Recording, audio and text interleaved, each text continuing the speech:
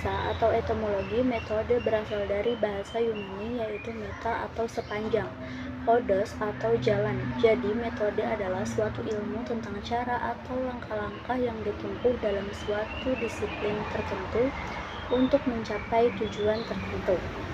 Metode berarti ilmu cara menyampaikan sesuatu kepada orang lain. Metode juga disebut pengajaran atau penelitian. Menurut istilah atau terminologi, metode adalah ajaran yang memberi uraian, penjelasan, dan penentuan nilai. Ketika metode digabungkan dengan kata logos, maknanya berubah. Logos berarti studi tentang atau teori tentang. Oleh karena itu, metodologi tidak lagi sekedar kumpulan cara yang sudah diterima atau well-read, tetapi berupa kajian tentang metode berdasarkan paparan dan analisa-analisa tersebut di atas. Bisa disimpulkan bahwa metodologi studi Islam adalah prosedur yang ditempuh secara ilmiah, cepat, tepat, dan praktis dalam mempelajari Islam secara luas dan mendalam pada beragam aspeknya, baik aspek sumber ajaran, pemahaman terhadap sumber ajaran maupun aspek kelembagaan serta sejarahnya yang panjang atau aspek historis, baik dari kalangan insider maupun outsider. Tujuan mempelajari metode studi Islam yaitu untuk mempelajari secara mendalam tentang apa hakikat agama Islam itu dan bagaimana posisi serta hubungannya dengan agama-agama lain. Yang kedua, untuk mempelajari secara mendalam pokok-pokok isi ajaran agama Islam yang asli dan bagaimana penjabarannya dalam pertumbuhan dan perkembangannya budaya dan peradaban Islamnya. Yang ketiga, untuk mempelajari secara mendalam sumber dasar ajaran agama Islam yang tetap abadi dan dinamis dan bagaimana aktualisasinya sepanjang sejarahnya, serta untuk memahami prinsip-prinsip dan nilai-nilai dasar ajaran Islam dan bagaimana realisasinya dalam membimbing dan mengarahkan serta mengontrol perkembangan budaya dan peradaban manusia pada zaman modern ini.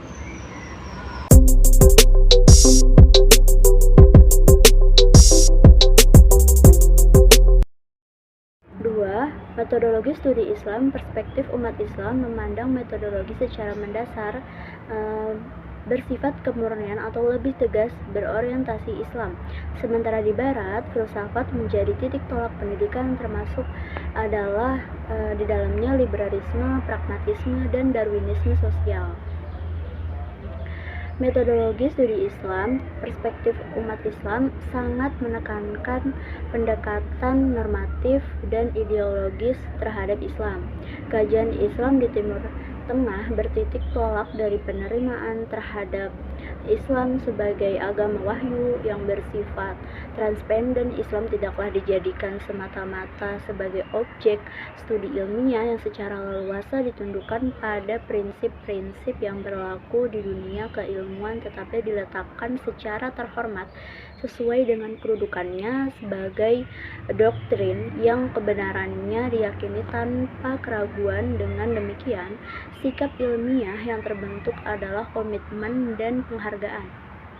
Usaha-usaha studi ilmiah ditujukan untuk memperluas pemahaman, memperdalam keyakinan, dan menarik maslahatnya bagi kepentingan umat.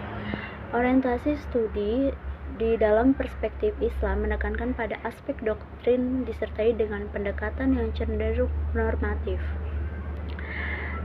Metodologi studi Islam perspektif Barat berbeda terbalik dengan perspektif Islam. Secara garis besar terdapat dua bentuk pendekatan dalam kajian perspektif Barat ini, yaitu teologis dan sejarah agama-agama. Pendekatan kajian teologis ini yang bersumber dari tradisi dalam kajian tentang Kristen di Eropa menyodorkan pemahaman normatif mengenai agama-agama. Karena itu, kajian-kajian diukur dari kesesuaiannya dengan dan manfaatnya bagi keimanan. Tetapi dengan terjadinya marginalisasi agama dalam masyarakat Eropa atau Barat pada umumnya, kajian teologis yang normatif ini semakin cenderung ditinggalkan. para pengkaji agama-agama, sedangkan pendekatan sejarah agama-agama berangkat dari pemahaman tentang fenomena historis dan empiris sebagai manifestasi dan pengalaman masyarakat agama. Penggambaran dan analisis dalam kajian bentuk kedua ini tidak atau kurang mempertimbangkan dan klaim-klaim keimanan dan kebenaran sebagaimana dihayati para pemeluk agama itu sendiri. Dengan kata lain, studi Islam di Barat ini melihat Islam sebagai doktrin dan peradaban dan bukan sebagai agama transpenden yang diyakini sebagai kaum muslimin melihatnya tetap merupakan ciri yang tak mungkin dihapus. Oleh karena itu, Islam diletakkan semata-mata sebagai objek studi ilmiah, maka Islam diperlakukan sama sebagaimana objek-objek studi ilmiah yang lainnya.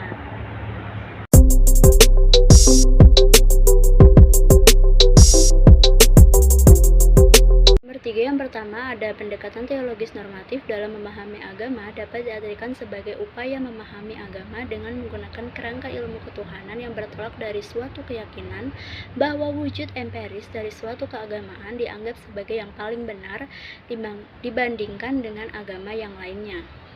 Yang kedua, ada pendekatan antropologis dalam memahami agama dapat diartikan sebagai salah satu upaya memahami agama dengan cara melihat wujud praktik keagamaan yang tumbuh dan berkembang dalam masyarakat. Melalui pendekatan ini, agama tampak akrab dan dekat dengan masalah-masalah yang dihadapi manusia dan berupaya menjelaskan dan memberikan jawaban. Yang ketiga, pendekatan sosiologi dapat diartikan ilmu yang mempelajari hidup bersama dalam masyarakat dan menyelidiki ikatan-ikatan antara manusia yang menguasai hidupnya itu. Sosiologi mencoba mengerti sifat dan maksud hidup bersama, cara terbentuk dan tumbuh serta berubahnya perserikatan hidup itu, serta kepercayaan keyakinan yang memberi sifat tersendiri kepada cara hidup bersama dalam tiap persekutuan hidup manusia. Yang keempat, ada pendekatan historis adalah meninjau suatu permasalahan dari sudut peninjauan sejarah dan menjawab permasalahan serta menganalisisnya dengan menggunakan metode analisis sejarah. Melalui pendekatan historis ini, seseorang diajak menukik dari alam idealis ke alam yang bersifat empiris dan mendunia. Dari keadaan ini, seseorang akan melihat adanya kesenjangan atau keselarasan antara yang terdapat dalam alam idealis dengan di alam empiris dan historis sendiri. Yang kelima, ada pendekatan filosofis adalah melihat suatu permasalahan dari sudut tinjauan filsafat dan berusaha untuk menjawab dan memecahkan permasalahan itu dengan menggunakan metode analisis spekulatif Islam sebagai agama yang banyak menyuruh penganutnya mempergunakan akal pikiran sudah dapat dipastikan sangat memerlukan pendekatan ini. Pendekatan filosofis dalam memahami ajaran agamanya sangat diperlukan tentunya. Pendekatan psikologi merupakan usaha untuk memperoleh sisi ilmiah aspek-aspek batin pengalaman keagamaan. Psikologi atau ilmu jiwa adalah ilmu yang mempelajari jiwa seseorang melalui gejala perilaku yang dapat diamati. Dengan jiwa ini, selain akan mengetahui tingkat keagamaan yang dihayati, dipahami, diamalkan, dan juga digunakan sebagai alat untuk memasukkan agama ke dalam jiwa seseorang sesuai dengan tingkatan usianya.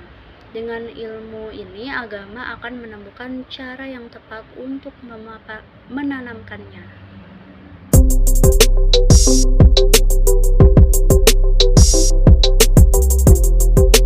Studi Quran ialah ilmu yang membahas masalah-masalah yang berhubungan dengan Al-Quran dari segi asbabun nuzul atau sebab-sebab turunnya Al-Quran, pengumpulan dan penertiban Quran, pengetahuan tentang surah-surah Mekkah dan Madinah.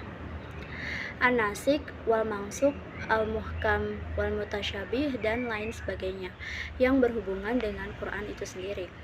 Memahami Islam dengan Al-Quran. Dalam memahami Al-Quran sendiri terdapat beberapa cara, yakni yang pertama dengan metode tahlili, metode menafsirkan Al-Quran yang berusaha menjelaskan Al-Quran dengan menguraikan berbagai seginya dan menjelaskan apa yang dimaksudkan oleh Al-Quran.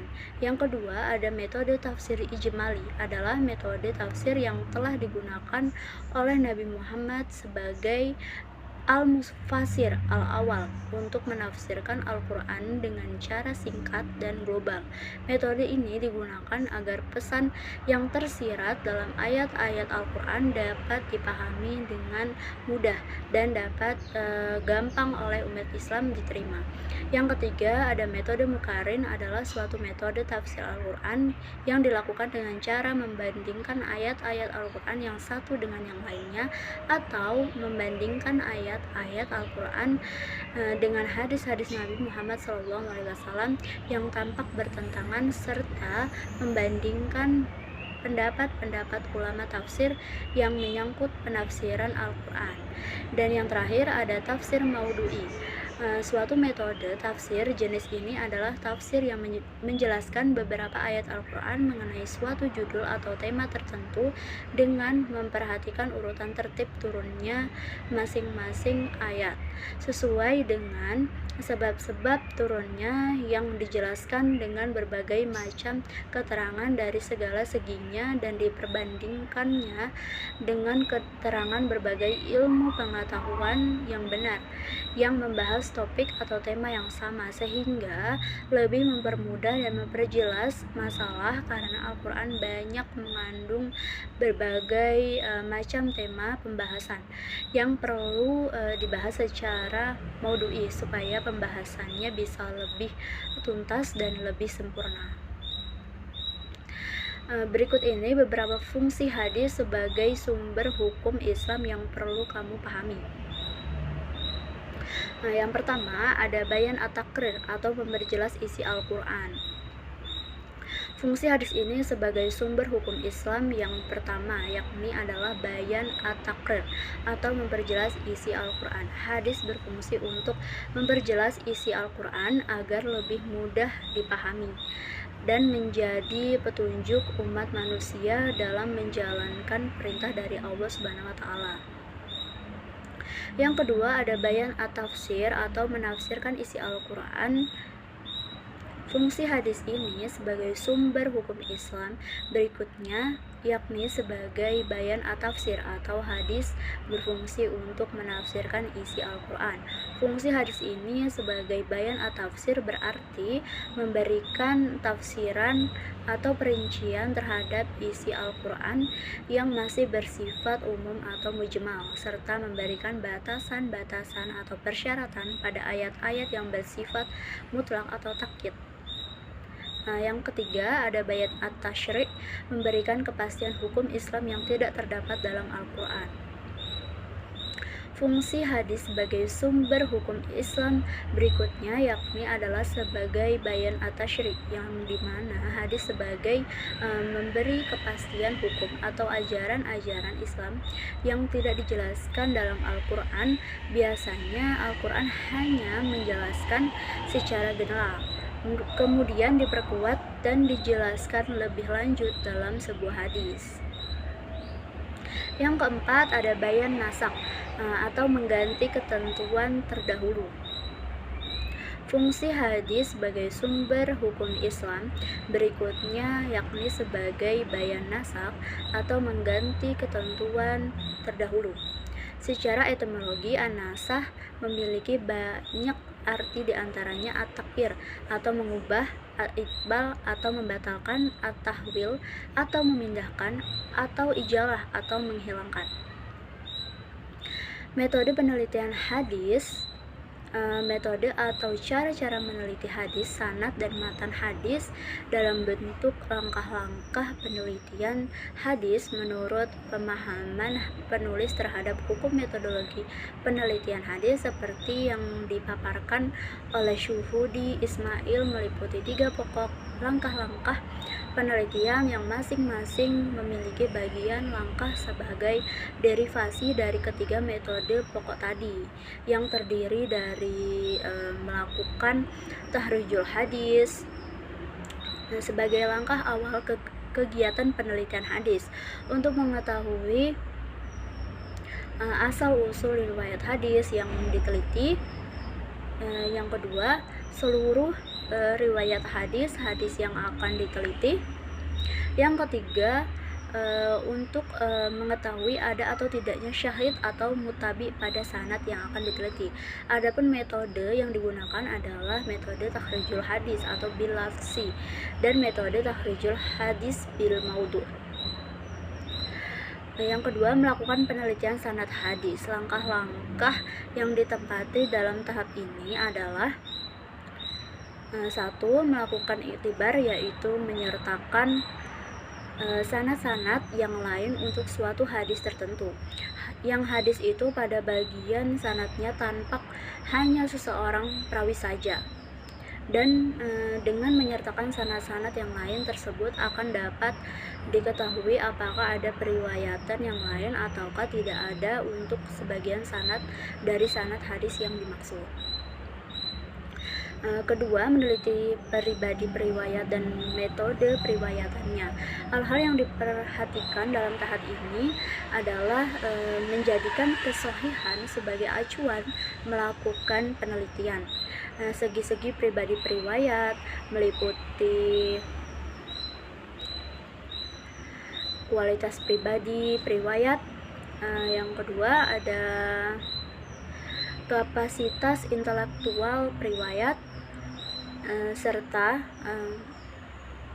penelitian matan hadis. Langkah-langkah metodologis penelitian matan hadis meliputi: 1. Meneliti matan dengan kualitas sanadnya. Penelitian ini meliputi langkah-langkah pembahasan meneliti matan sesudah meneliti sanad. Kualitas matan tidak selalu sejalan dengan kualitas sanadnya, jadi berbeda dengan sanad dengan matan. Kaidah kesahihan matan sebagai acuan: meneliti susunan main yang semakna. Meneliti kandungan matan untuk tahap ini ditempuh melalui langkah-langkah berikut. Yang pertama, membandingkan kandungan matan yang sejalan atau tidak bertentangan. Jadi penelitian hadis merupakan kajian yang mendalam dan kritis terhadap matan dan sanad hadis yang bersifat dinamis dengan menggunakan metode-metode tertentu untuk menentukan yang validitas atau sebagai suatu hujah bagi kebenaran ajaran-ajaran agama sebagai muara kebenaran hakiki. Wallahu a'lam bishawab.